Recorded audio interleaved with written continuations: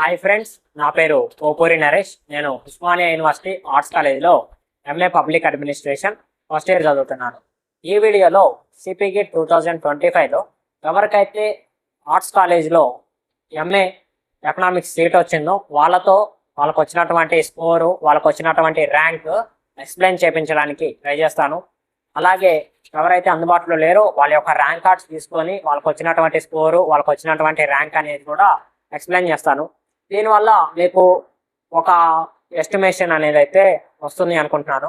ఎలా అంటే ఓకే, నాకు ఇన్ని మార్క్స్ వచ్చినా, ఇంత ర్యాంక్ వచ్చినా క్యాంపస్లో సీట్ వస్తుంది అని ఒక అవగాహన వస్తుంది అని నేను ఈ వీడియో చేస్తున్నాను. ఈ యొక్క ఎంఏ ఎకనామిక్స్కి సంబంధించి ఇంకేమైనా డౌట్స్ ఉంటే కామెంట్ సెక్షన్లో అడగండి. ఇలాంటి మరిన్ని ఇన్ఫర్మేటివ్ వీడియోస్ కోసం మన ఛానల్ని రెగ్యులర్గా ఫాలో అవుతుండండి. Let's get into our video. Hi friends, నా పేరు లోకేష్. నేను present MA economics first year Osmania university arts కాలేజీలో చదువుతున్నాను. నాకు 2025 సిపిజెట్లో స్టేట్ ర్యాంక్ 6 వచ్చింది, 75 మార్క్స్ వచ్చాయి. ఆ 2025లో సిపిగెట్ ఫస్ట్ ర్యాంక్ వచ్చేసి 79 మార్క్స్కి ఫస్ట్ ర్యాంక్ వచ్చింది. సో అప్పుడు మ్యాక్సిమం 60+ అలా ఉన్న వాళ్ళకి వచ్చేసి మనకి సీట్ రావడం జరిగింది. కేటగిరీ ఉంటే 50+ దాటితే మనకి కేటగిరీ బట్టి ఉంటుంది.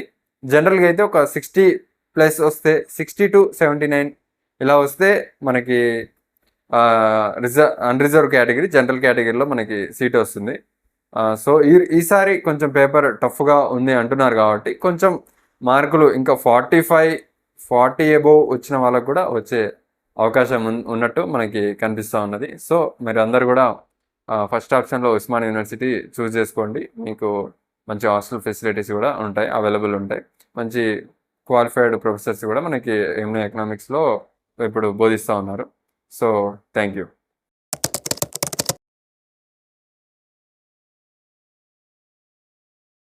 ఈ యొక్క పర్సన్ కూడా MA economics Osmania university main క్యాంపస్లోనే చదువుతున్నారు. ఇతను సిపిగెట్ ర్యాంక్ కార్డ్ అనేది అయితే నాకు షేర్ చేశారు. 2025లో ఇతను సిపిగెట్ రాసినప్పుడు 69 మార్క్స్కి 14th ర్యాంక్ రావడం జరిగింది. ఓకేనా, సిపిగెట్ 2025లో 69 మార్క్స్కి 14th ర్యాంక్ రావడం జరిగింది. ఎంఏ ఎకనామిక్స్ మెయిన్ క్యాంపస్లో సీట్ వచ్చిందనమాట. అలాగే ఇంకొక పర్సన్ ఉన్నారు. అతను ర్యాంక్ కార్డ్ కాకుండా అలాట్మెంట్ ఆర్డర్ అనేది అయితే నాకు షేర్ చేశారు. అలాట్మెంట్ ఆర్డర్లో తనకు వచ్చినటువంటి ర్యాంకు మన మెయిన్ క్యాంపస్లో సీట్ అలాట్ అయినట్లుంది. సో దీని ద్వారా మనకి ఏమర్థమవుతుందంటే అతనికి వచ్చినటువంటి మార్క్స్ కూడా నాకు చెప్పారు. అతనికి ఏ కేటగిరీలో ఎంత ర్యాంక్ వస్తే వచ్చింది అనేది ఈ యొక్క అలాట్మెంట్ ఆర్డర్లో తెలుస్తుంది. నేను మీకు ఎక్స్ప్లెయిన్ చేస్తాను. ఆ యొక్క పర్సనల్ డీటెయిల్స్ కూడా చూసిన తర్వాత యావరేజ్గా ఈ యొక్క క్యాంపస్లో సీటు కొట్టినటువంటి వాళ్ళ మార్క్స్ అనేది అది కూడా నేను మీకు ఎక్స్ప్లెయిన్ చేస్తాను. ఒకసారి ఆ యొక్క పర్సన్ డీటెయిల్స్ చూసినట్లయితే ఇతనికి సిపిగెట్ 2025లో ర్యాంకు 80 వచ్చింది, ఎంఏ ఎకనామిక్స్. ఓకేనా, 80 ర్యాంక్. ఎగ్జాక్ట్గా సీట్స్ ఉండేవి నియర్లీ 52+ సీట్స్ వరకు అయితే ఉంటవి. కానీ ఇతనికి ర్యాంక్ అనేది 80 వచ్చినా కానీ వచ్చింది. రిజర్వేషన్ అనేది కొన్నిసార్లు అప్లై అవ్వడం వల్ల మన కాలేజీలో ఉన్నటువంటి సీట్ కౌంట్ కన్నా కానీ మన ర్యాంక్ ఎక్కువ ఉంటే ఈజీగా వస్తుంది. సో దీని ద్వారా మనం అర్థం చేసుకోవాల్సింది ఏమిటి అంటే, మీకు వచ్చినటువంటి ర్యాంకు కొంచెం ఎక్కువ ఉన్నా, అక్కడ ఉన్నటువంటి సీట్ల కన్నా ఎక్కువ ఉన్నా కానీ మీకు రిజర్వేషన్ పాలసీస్ అప్లై అయితే క్యాంపస్లో సీట్ అనేది వస్తుంది. యావరేజ్గా స్కోర్ అనేది ఏమిటి అనేది నేను మీకు ఎక్స్ప్లెయిన్ చేస్తాను. ఈ వీడియోని చివరి వరకు చూడడానికి ట్రై చేయండి. ఓకే ఫ్రెండ్స్, అర్థమైంది కదా. ఇది ఎంఏ ఎకనామిక్స్కి సంబంధించినటువంటి వీడియో. మనం యావరేజ్గా ఎవరైతే క్యాంపస్లో సీట్ కొట్టినటువంటి వాళ్ళని చూసుకున్నట్లయితే వాళ్ళకి యావరేజ్ స్కోర్ వచ్చేసి 55+ మార్క్స్ అనేది అయితే ఉన్నవి లాస్ట్ ఇయర్.